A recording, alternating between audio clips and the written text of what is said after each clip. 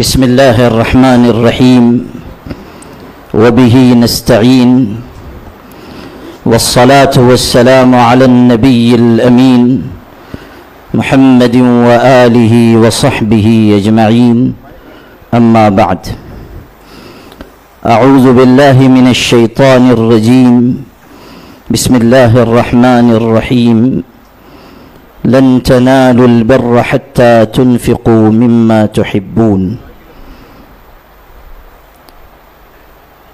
صدر عالی قدر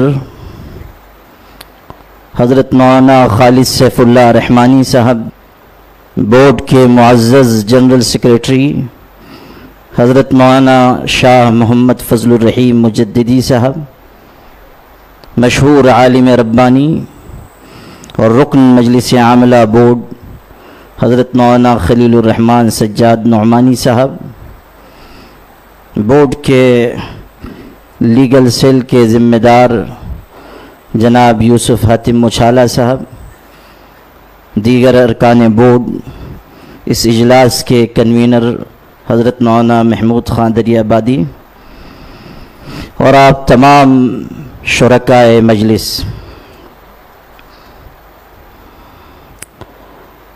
تحفظ اوقاف کے عنوان سے ہم لوگ یہاں جمع ہوئے ہیں۔ وقف کی اہمیت پر، وقف کی شرعی اور قانونی حیثیت پر یہاں گفتگو ہوئی ہے اور آگے ہمارے اکابرین گفتگو فرمائیں گے، لیکن بنیاد اوقاف کے ساتھ ساتھ اس وقت جو مسئلہ ہم سب کے لیے نہایت تکلیف دہ، صبر آزما، رنج و غم میں مبتلا کرنے والا ہے، وہ حضرت محمد مصطفیٰ صلی اللہ علیہ وسلم کی شان میں گستاخی کا ہے۔ اور یہ بات ہمارے اور آپ کے ذہن میں رہنی چاہیے کہ مسلم پرسن اللہ سے جڑا ہوا اپنی جگہ، لیکن شان رسالت کا معاملہ سب سے زیادہ اہمیت اور عظمت کا ہے، اور اس اجلاس کے ذریعے یہ پیغام جانا چاہیے کہ غلط اور بیمار ذہنیت رکھنے والے لوگ تمام عالم کے لیے رحمت بن کر تشریف لانے والے حضرت محمد مصطفیٰ صلی اللہ علیہ وسلم کی شان اقدس میں جس طرح گستاخی کر رہے ہیں وہ ناقابل برداشت ہے، اور حکومت جس طرح ایسے لوگوں کی پشت پناہی کر رہی ہے وہ ساری دنیا میں ہماری جمہوریت پر کلنک لگانے والا ایک عمل ہے۔ حکومت پر یہ بات واضح رہنی چاہیے کہ مسلمان جان و مال اور عزت و آبرو کی قربانی تو دے سکتا ہے، لیکن شان رسالت میں گستاخی اس کے لیے ناقابل برداشت ہے۔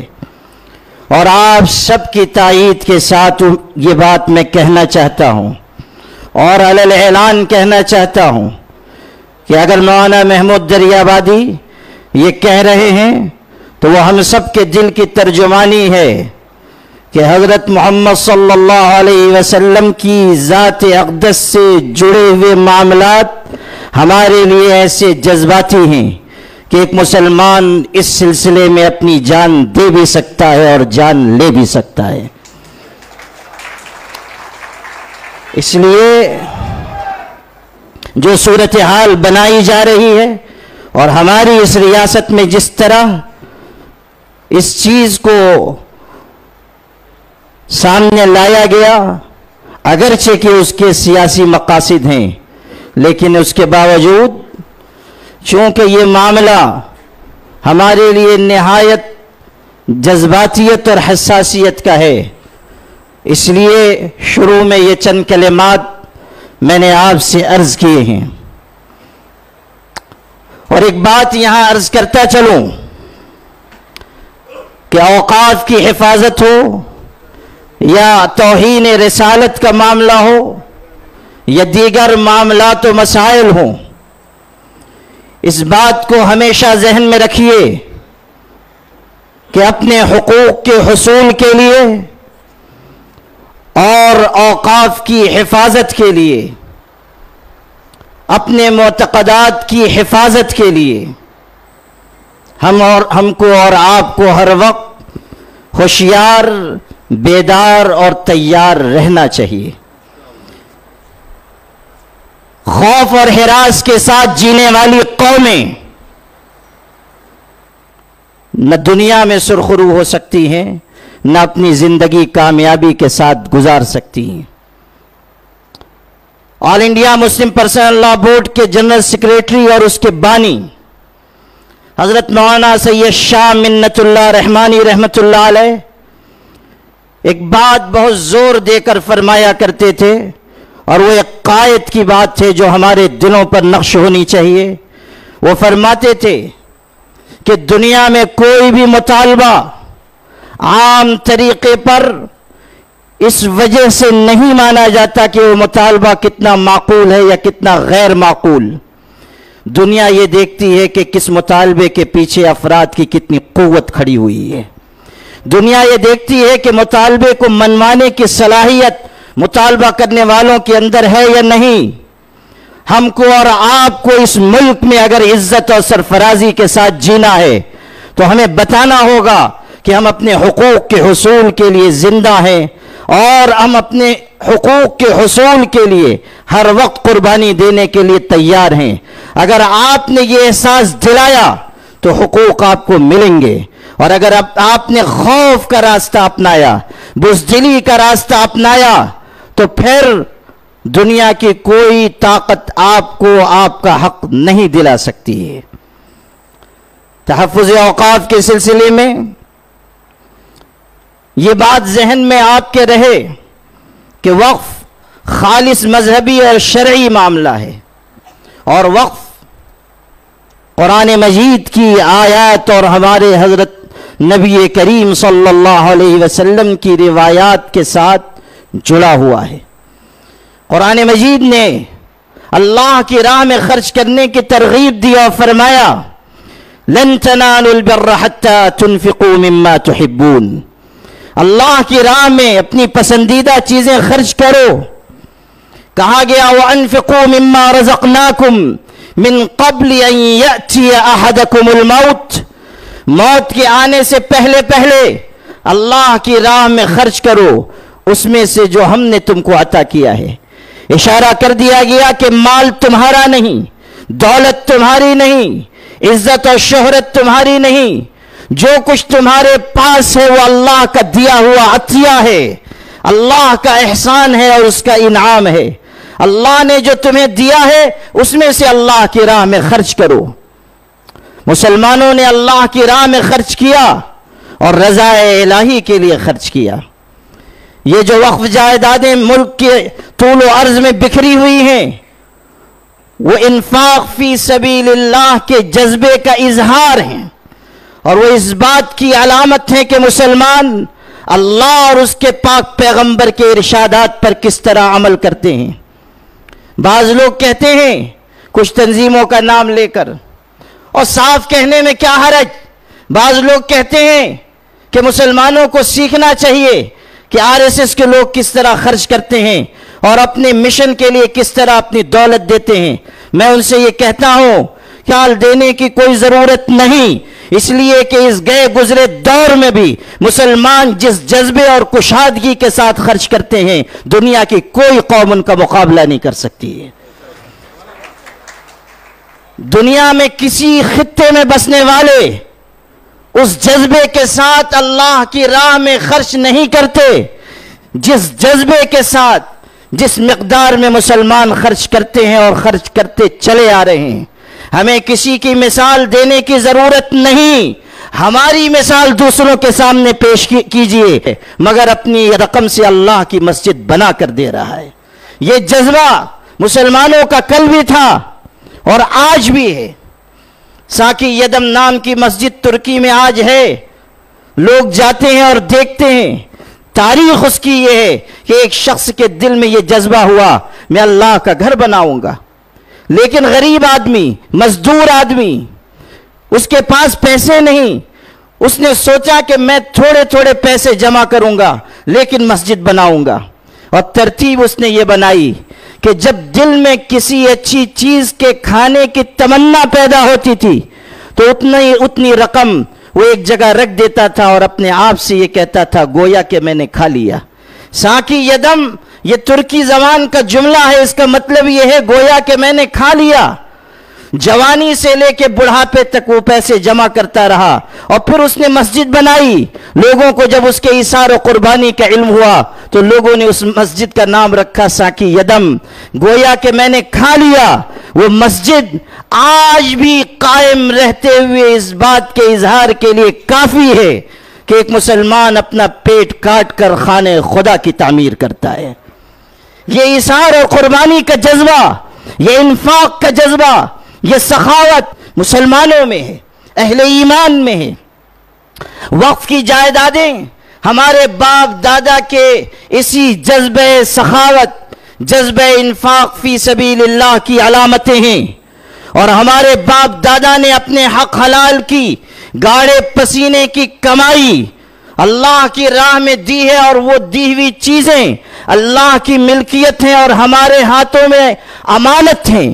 ہمیں یہ فیصلہ کرنا ہوگا کہ ان امانتوں کو ہم کسی بھی قیمت پر ضائع نہیں ہونے دیں گے انشاءاللہ. یہ ہماری ذمہ داری ہے کہ ہم امانت کی حفاظت کے لیے آگے آئیں. یہ ہماری ذمہ داری ہے کہ اللہ کی ملکیت جو چیز ہو چکی ہم اس کے لیے آواز اٹھائیں. اور یہاں ٹھہر کر یہ بات سن لیجئے کہ وقف جائیدادیں واقف کی ملکیت نہیں ہوتی. جب کسی نے کوئی جائیداد اللہ کی راہ میں دے دی وہ اس کی ملکیت سے نکل کر اللہ کی ملکیت میں چلی گئی.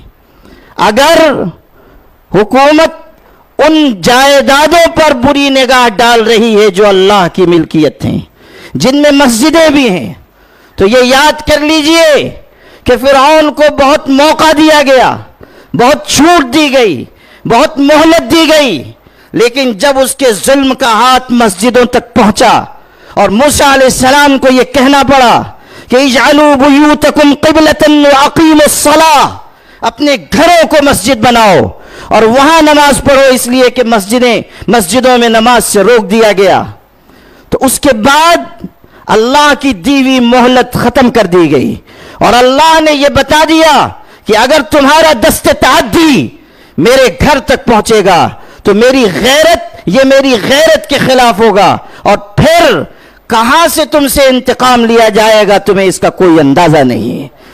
فرعون بھی مٹا, فرعونیت بھی مٹی, نمرود مٹا, نمرودیت مٹی. جا غور غریباں پہ نظر ڈال بعبرت, کھل جائے گی تجھ پر تیری دنیا کی حقیقت. عبرت کے لیے ڈھونڈ کسی شاہ کی تربت, پوچھ کہاں ہے وہ تیری شان حقیقت, پوچھ کہاں ہے وہ تیری شان حکومت. کل تک جو بھرا تھا وہ غرور آج کہاں ہے, بولے کاسے سر تیرا تاج کہاں ہے, بولے کاسے سر تیرا تاج کہاں ہے. نمرود ہو, فرعون ہو, بڑے سے بڑا ظالم ہو, بالآخر اس کے لیے زوال ہے.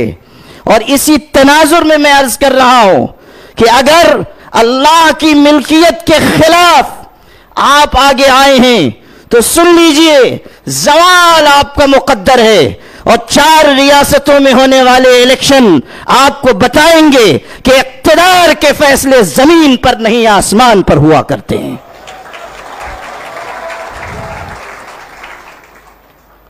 اللہ تعالیٰ کی ڈھیلی چھوڑی گئی رسی واپس کھینچی جائے گی.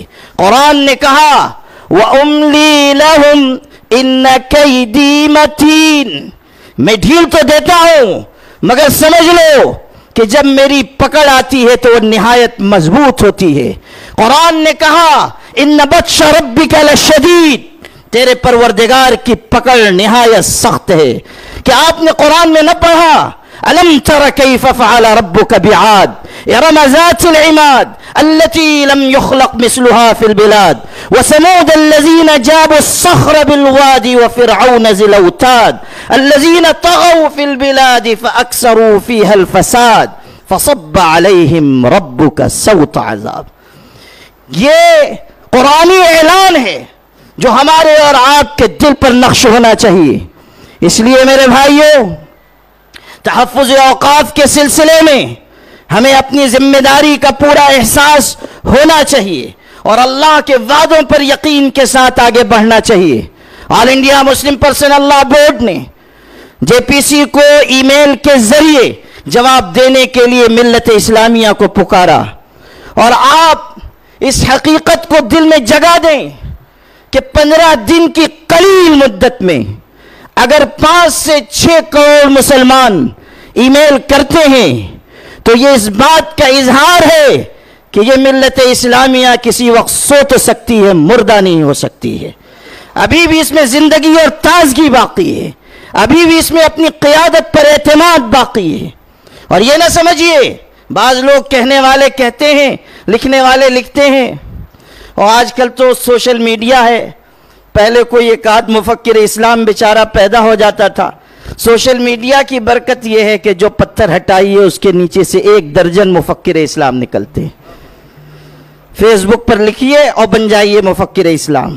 تو بعض لوگ یہ کہہ رہے ہیں کہ اتنے ای میل بھیج دیے گئے، لوگ جشن منا رہے ہیں، کچھ ہونے والا نہیں ہے، اس سے کوئی فرق پڑنے والا نہیں ہے.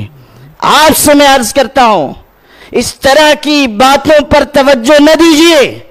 آپ کی یہ قیادت ناسمجھ اور نابالغ نہیں ہے. مثبت اور منفی چیزوں پر نگاہ رکھ کر فیصلے کیے جاتے ہیں، سوچ سمجھ کر فیصلے کیے جاتے ہیں. اور یہ قیادت وہ ہے جس کو نہ خریدا جا سکتا ہے نہ جس کو ڈرایا جا سکتا ہے. اگر یہ فیصلہ کیا گیا کہ ای میل کیا جائے گا تو سوچ سمجھ کر کیا گیا، اور اس کا فائدہ یہ ظاہر ہوا کہ حکومت پہ بھی واضح ہو گیا کہ مسلمان اس سیاہ بل کو قبول نہیں کرے گا. اپوزیشن پارٹیز کو پتہ چل گیا کہ اس سیاہ بل کے خلاف مسلمان ہیں. جو الائنس پارٹیاں ہیں ان کو بھی پتہ چل گیا کہ اگر ہم اس سیاہ بل کی حمایت کریں گے تو وہ مسلمان جنہوں نے ہمیں تخت اقتدار تک پہنچایا ہے وہ ہمیں عرش سے نیچے فرش پر کھینچ کر لا سکتے ہیں. یہ پیغام جا چکا اور ایک طرح سے فضا سازی ہو چکی. اب اگر کسی تحریک کی ضرورت پڑے گی تو سارا مسئلہ مسلمانوں کے ذہن میں موجود ہے. اس لیے یہ خیال نہ کیجئے کہ ای میل کا کوئی فائدہ نہیں ہوا. یہ ہم جانتے ہیں کہ جے پی سی کس رخ پر جائے گی، یہ ہم جانتے ہیں کہ حکومت کے منشا کے مطابق کس رخ کو اختیار کیا جائے گا. لیکن آپ سے یہ عرض کرنا ہے کہ یہ ایک مرحلہ تھا. اگر خدا نخواستہ آگے اس بل کو من چاہے طریقے پر ہم پر مسلط کرنے کی کوشش کی گئی تو پھر کوئی فیصلہ ہو سکتا ہے. سوچ سمجھ کر، بصیرت کے ساتھ، فراست مومنانہ کے ساتھ. اور اس وقت آپ کو بتانا ہوگا کہ آپ اپنی قیادت پر اس قدر اعتماد کرتے ہیں کہ اپنے حقوق کے حصول کے لیے آپ کسی حد تک جا سکتے ہیں. آپ کو اپنی زبان سے نہیں، اپنے گفتار سے نہیں، اپنے کردار سے ثابت کرنا ہوگا. لیکن میرے بھائی یہ بات ذہن میں رکھیے کہ کسی بھی اقدام کی راہ پر جانے سے پہلے 100 بار سوچ لیجئے کہ آپ کی قیادت کا اشارہ ہے یا نہیں. جوش میں آ کر کوئی قدم نہ اٹھائیے، جذباتیت کا دامن نہ تھامیے. اپنی قیادت پر بھروسہ کیجئے کہ جو راستہ قیادت بتائے گی وہی ہمارے لیے مناسب ہوگا، اسی راستے پر چلنا ہمارے لیے بہتر ہوگا. یہ نہیں کہ ہم کوئی فیصلہ کر لیں، کسی کے پیچھے چلنے لگ جائیں، کسی کی آواز پر لبیک کہیں. ہرگز نہیں. اس راستے پر نہ جائیے جو راستہ آپ کی ملت کے لیے نقصان کا راستہ ہو. اس راستے پر جائیے جو آپ کو سرخرو کر سکے، سر بلند کر سکے. اور یاد رکھیے، اگر آپ قیادت پر اعتماد کر کے آگے بڑھیں گے.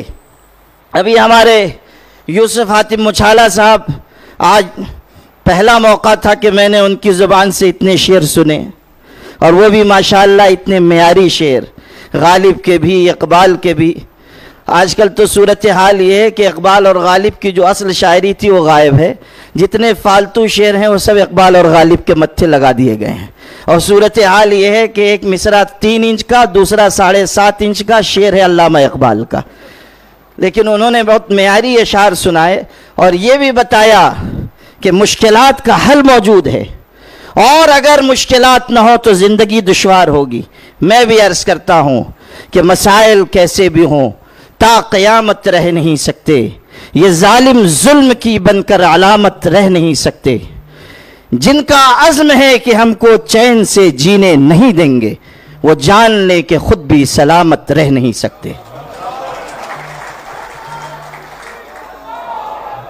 اگر آپ اپنی قیادت پر اعتماد کے ساتھ اور آل انڈیا مسلم پرسنل لا بورڈ کی آواز پر لبیک کہتے ہوئے آگے بڑھیں گے تو انشاءاللہ ہر مسئلہ حل ہوگا، ہر دشواری دور ہوگی، ہر درد کی دوا ملے گی، ہر زخم کا مرہم ملے گا۔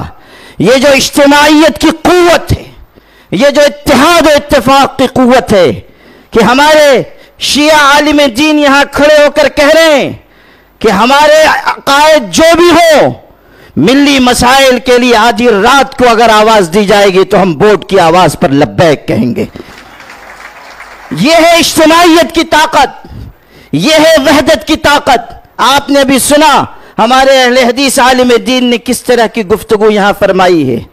آل انڈیا مسلم پرسنل لا بورڈ کے پاس جو قوت ہے وہ اجتماعیت کی، وحدت کی، آپ کے اعتماد کی، آپ کے بھروسے کی قوت ہے، اور یہ طاقت اتنی بڑی ہے کہ اس کے آگے بڑی سے بڑی قوتوں کو جھکنا پڑتا ہے۔ نور کی یہ ایک کرن ظلمات پہ بھاری ہوگی، رات تمہاری ہے تو کیا صبح ہماری ہوگی۔ حالات ایک جیسے نہیں رہیں گے۔ ہمیں تحفظ اوقاف کے سلسلے میں وہ لائن جو ہمارے بزرگ، ہمارے اکابر، ہماری قیادت بتائے اس پر چلنا ہے اور واضح کر دینا ہے حکومت پر کہ کسی بھی قیمت پر ہم اس سیاہ بل کو قبول نہیں کریں گے، اس لیے کہ اگر یہ قبول کر لیا گیا تو آپ کی ہر مسجد، ہر مدرسہ، ہر قبرستان، ہر عیدگاہ، ہر امام بارگاہ، ہر درگاہ معرض خطر میں آ جائے گی اور ظالموں کو اپنے دل کے پھپولے پھوڑنے کا موقع ملے گا۔ اس لیے ہمیں اس وقت ایک بنیادی اعلان کے ساتھ یہاں سے جانا ہے کہ چاہے زمین ادھر سے ادھر ہو جائے، بڑے سے بڑا کوئی انقلاب برپا ہو جائے، ہم کسی بھی قیمت پر اس سیاہ بل کو منظور نہیں کریں گے انشاءاللہ۔ وآخر دعوانا الحمدللہ۔